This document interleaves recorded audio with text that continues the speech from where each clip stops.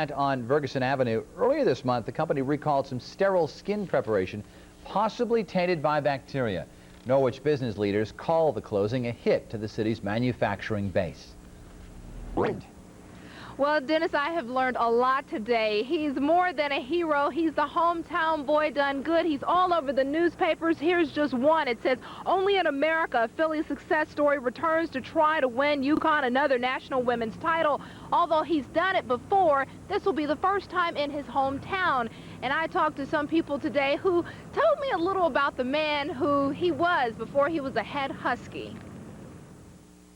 Beyond these brick walls, among these hallowed halls, 30 years ago, Gino Auriemma first envisioned his hoop dreams. Dreams he would nurture into reality, partly with the help of this man, coach and literature teacher Buddy Gardler. You know, a hard worker, did all his work. Not a genius, but the kind of student you like to have. Gardler's now a teacher at Cardinal O'Hara High School in Springfield Township. Back in 1970, though, he was a teacher at Bishop Kenrick High School. In one of his classes sat Gino Auriemma, once a student, now a lifelong friend. The thing I admire about him, even today, we stay in touch, get together for dinner. In fact, we even rent the same shore house.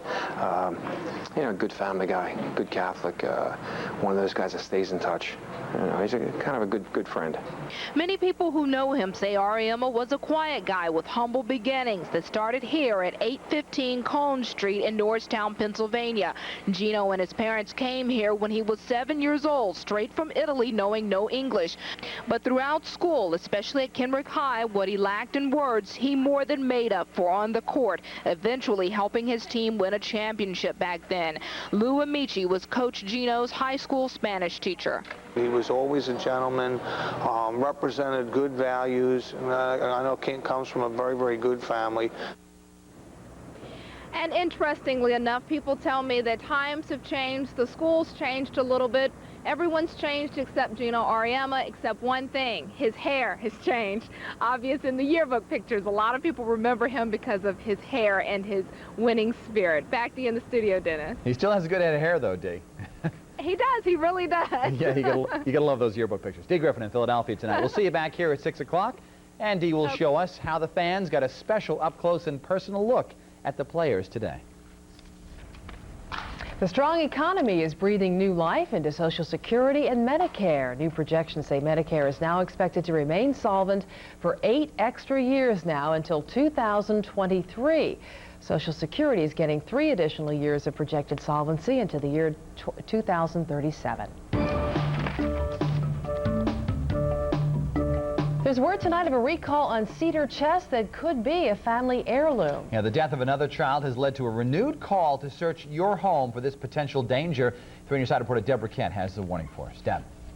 The search is on again for millions of cedar chests made by the Lane Company after another child dies and 2 others nearly suffocate after becoming trapped inside. The recall of 12 million cedar chests was first announced in '96. They were made between 1912 and 1987, and you can find the name Lane or Virginia made inside the chest. Now, if the lid latches shut without depressing the button on the front, the lock needs to be replaced. Call this toll-free number 888-856-8758 anytime. You can also hot link to their website from ours. The makers of ephedra came out with a preemptive strike tonight, claiming the supplement is safe when used as the label directs. The FDA is expected tomorrow to report numerous problems with the supplement it has tried to regulate in the past and has linked to dozens of deaths. Scientists for the makers say many reports are flawed and there is not enough credible evidence it's unsafe.